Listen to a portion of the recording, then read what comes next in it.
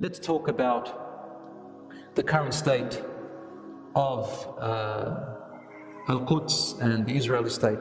I've heard some people, especially some Muslims, they listen to stuff on TikTok and other places, social media, and I've seen this trend of a drum blowing and you hear the word Allahu Akbar, Allahu Akbar, and people, they say, imagine hearing that voice. I would run. You would run. And how are you going to run to it? And how are you going to hear the voice, Aslan? And who are they? And how do you know that Al-Mahdi is attached to the current state of Israel right now in Palestine? And right now people are asking me, is this the sign of the Mahdi? Is the Mahdi come out? Is Dajjal alive? Is where the end of time? Is this the... I want to fix some misconceptions, brothers and sisters. There is nothing in the Qur'an or the Sunnah, even in the weak hadiths, that make a connection between now the current state of Palestine and Israel and the Mahdi currently. Later on there is. And this is what I want to, inshaAllah, give you hope about. First of all, the ayat in the Qur'an in Surah Isra, Allah subhanahu wa ta'ala says, وَالْعَاقِبَةُ لِلْمُتَّقِينَ. Those who are God-fearing will have the end. Right now, this is the process. The end is coming, inshaAllah. And the end will be for the believers. Now, Allah subhanahu wa ta'ala, or He told His Prophet sallallahu alaihi wasallam, many things that will come in the future. These are all in hadiths, authentic hadiths, some of them Bukhari and Muslim, and some of them in Abu Dawud, Tirmidhi and other hadiths. When it talks about Al-Mahdi, Al-Mahdi means the guided one. Al-Mahdi, Al-Rasul sallallahu alaihi wasallam says many hadiths about him in books other than Bukhari and Muslim. Although Bukhari and Muslim, they make reference to him when Isa alayhi salam comes by saying that Jesus Christ, Isa alayhi salam, will come to the land in Damascus, to the mosque with the white minaret, and he will see their Amir. The Amir means Amir al-Mu'mineen, the leader of the believers. So inshallah it's a khilafah. And the Amir will step back to say, it's a time of salat, will say to the Isa alayhi salam, come and pray Imam. And Isa alayhi salam will say, no, this ummah has its own blessings and its own leaders above one another. So you are blessed, you are the Imam. Even Isa alayhi salam respects the ummah of Prophet Muhammad sallallahu alaihi wasallam, and he lives by the Sharia and the law of Muhammad sallallahu alaihi wasallam. This is the only reference in Sahih Muslim and Bukhari which makes to Amir al-Mu'mineen. The scholars said he is al-Mahdi at that time. But if you look at the other hadith, they are called mutawatir, which means many different narrations, one upon the other from different angles, which makes it collectively authentic, because there's so much about it. Some of them are weak. Al-Mahdi, my dear brothers and sisters, will come out inshaAllah. We don't know if he has come out yet, or he is yet to come out. Only Allah subhanahu wa ta'ala knows. But he will not come out at the fall of Palestine or the fall of, Israel or whatever. There's no connection really. Sorry to say that to you. But inshaAllah, what will happen is this, based on all the ahadith, to cut it short, that Israel will fall. Even by not talking about scripture and religious scripture, the way they're going, they cannot last. 75 years and the core of the problem is still there. And now, alhamdulillah, the PR campaign against them is getting stronger and stronger. Subhanallah, we looked at social media as having harm, but social media also has good. There is a form of jihad which is called the PR campaign. So long as you know what you're saying and you know what you're doing, not just throwing around words. And there are people out there who are speaking, alhamdulillah, Allah subhanahu wa ta'ala has used people from the Muslims and from the non-Muslims for this cause. And Allah subhanahu wa ta'ala knows best. But let's not jump to assumptions. Al-Mahdi will come at a time, from the context of the hadiths, where Israel has already fallen.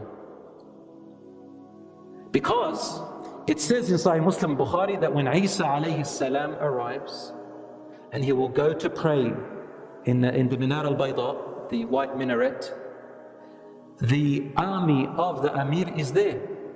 And they will be heading to where? To Bayt al-Maqdis. When Isa alayhi salam enters Bayt al-Maqdis, the Mahdi and the army are already there. And who is there at the same time on earth? The Dajjal. The Dajjal is what the Christians call the Antichrist. We call him the Dajjal. the one-eyed, the liar, the false Messiah. His story is long. But the Dajjal will be there, and Isa alayhi salam will come, and his mission will be to kill the Dajjal. The hadith, which is in Abu Dawood, Tirmidhi and others, says that the Dajjal will come from a place towards Al-Aqsa to fight the army of Al-Mahdi, the Muslims, And we are already in Al-Aqsa way before.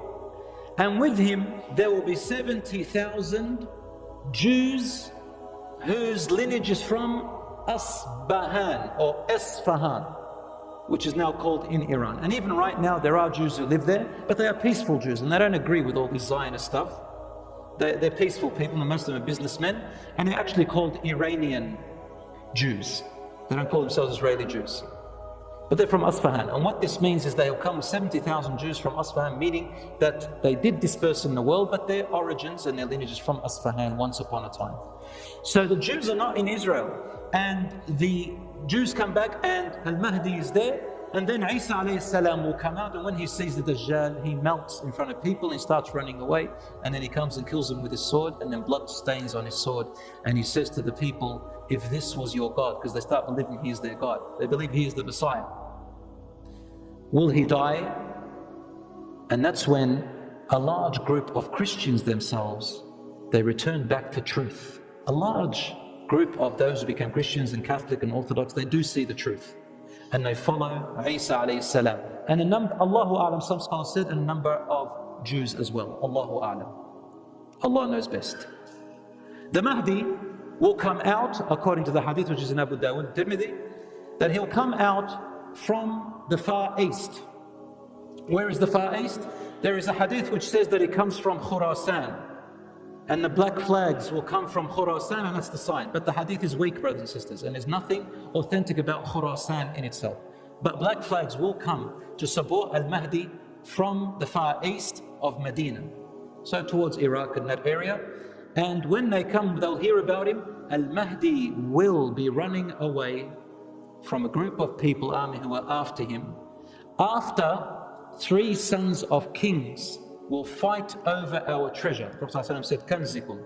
And Ibn Kathir says, your kanz is Makkah. That's your kanz, your treasure, meaning what you have very dear to your hearts. And these 3 kings will fight over it. Not one of them will get authority over it. And that's when Al-Mahdi will come running away, and he will seek refuge in Mecca, around the Kaaba in Mecca. And that's where the scholars will recognize him, and people will walk around him, and they will support him. And then there will be people and armies coming after him to kill him. For some reason, the earth will swallow them, as in the hadith al-Sahih. And then the people will hear about him, and it becomes wajib and fard to follow him and support the Amir. He'll become the Khalifa of the believers. That's basically what we have. Everything else, brothers and sisters, we cannot say for sure. Some people ask me, is it the last hour? I say to you what the companion said to Rasulullah sallallahu alaihi wasallam. He said, Ya Rasulullah, mata as-sa'a? When is the last hour coming? And he said, ماذا أعددت لها? What have you prepared for it? And this is what we should be thinking about, brothers and sisters. What have we prepared for our last hour? We see what is happening around the world. What are we doing with ourselves? What are we doing with our families? What are we doing with our community? What are we doing with our wealth? How are we doing it? MashaAllah, I saw a lot of Muslims go to protests, and I'm not against it.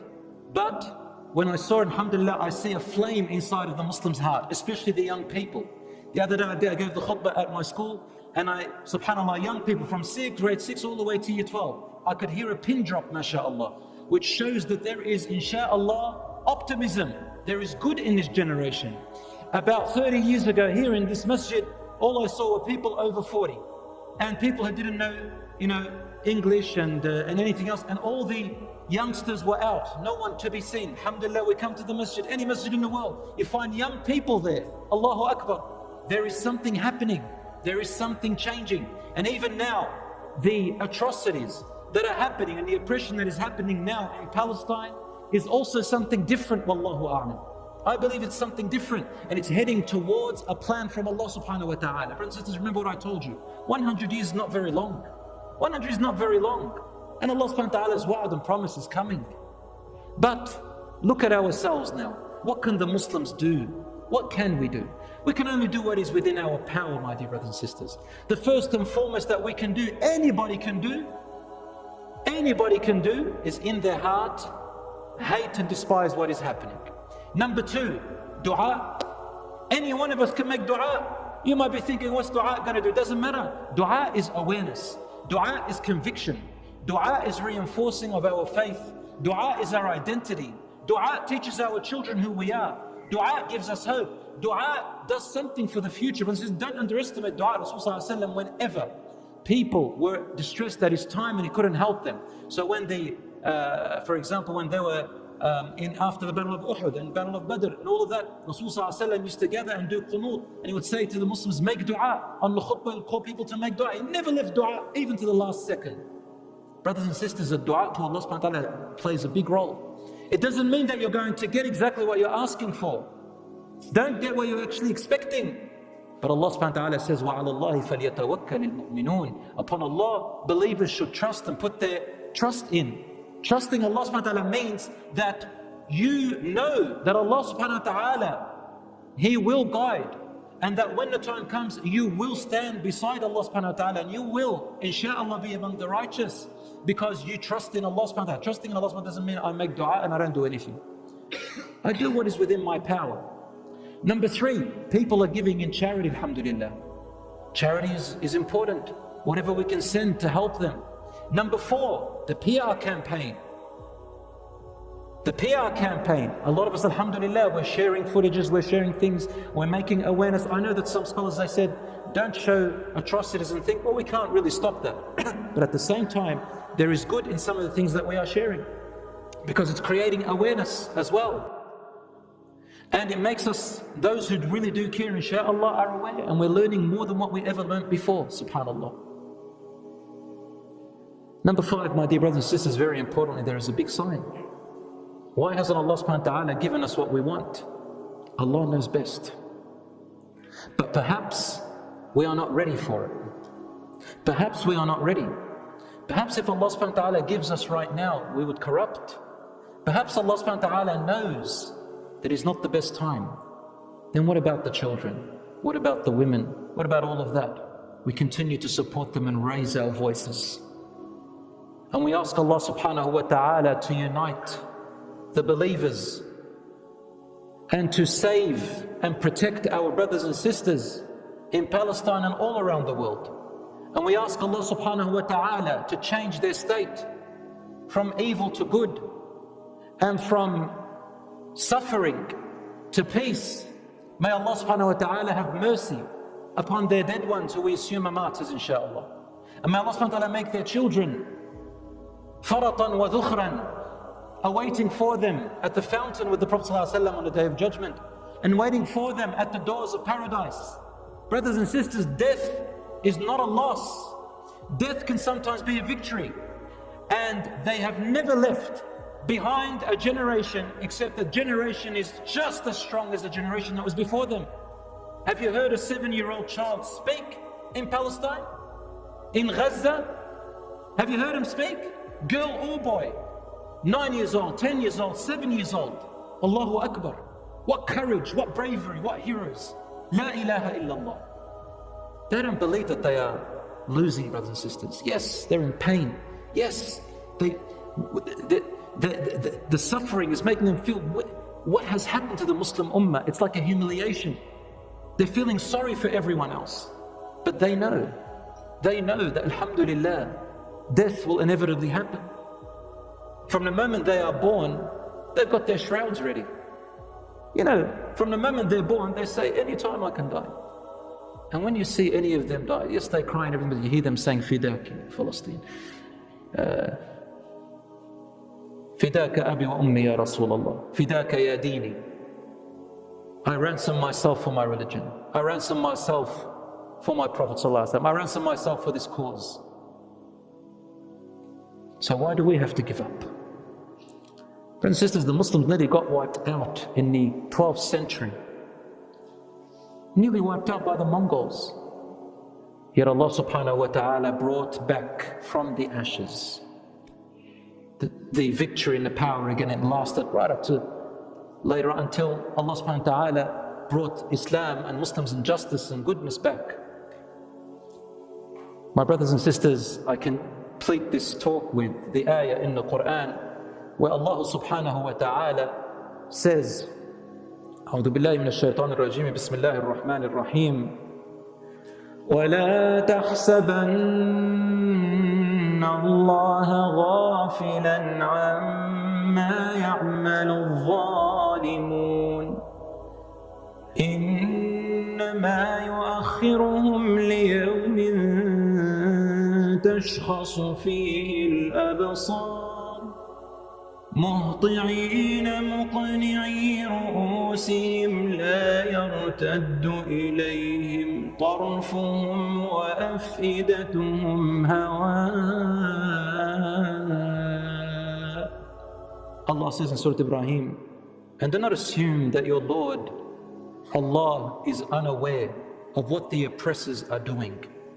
He is merely giving them respite for a very short time, till a day comes, don't worry, where they will be standing on a day and their eyes are looking in terror and horror, and their hearts they will feel as if it is outside of their body from the fear and horror that they will be facing. Their heads dangling down in fear and humility, and their eyes are forced to look at hellfire and they try to look away. Allah also says, and do not assume that those who have been killed in the path of Allah, that they are truly dead. No, they are living, being provided by their Lord. And they are happy and joyous. And they are so joyous and waiting for what? And they are so joyous, anticipating what is waiting for their brethren that are still left behind on earth. And they call out, do not fear, and have good tidings with paradise that has been promised to you. May Allah subhanahu wa ta'ala remove the suffering of our brothers and sisters in Palestine and all around the world. O Allah, O our Lord, bring victory sooner than later. O Allah, protect them. O Allah, have mercy upon their dead. O Allah, let their children be their intercessors on the Day of Judgment. O Allah, forgive our shortcomings and assist us and guide us to that which pleases you. O Allah, have mercy on them and upon us. O Allah, guide those who are lost. O Allah, we ask you to keep our hearts firm and to help us stay steadfast. O Allah, accept our dua and fulfill your promise which you have promised. هذا وصلى الله على نبينا محمد وعلى آله وصحبه أجمعين. It's very difficult to find peace in today's world. Everyone wants to find peace. They have everything: money, a nice house, a nice car. But they lack peace in their lives. Everyone is troubled. We'll bring you videos you can listen to every night before bed. You'll enjoy them and find peace. Stay connected, support us, so we can continue to bring you videos like this. When you listen to videos like this, you should feel every word. What is being said in this video? Are we doing it? And are you expressing your own feelings? Apply it to your life so it can improve. We truly hope you'll find some benefit from this video.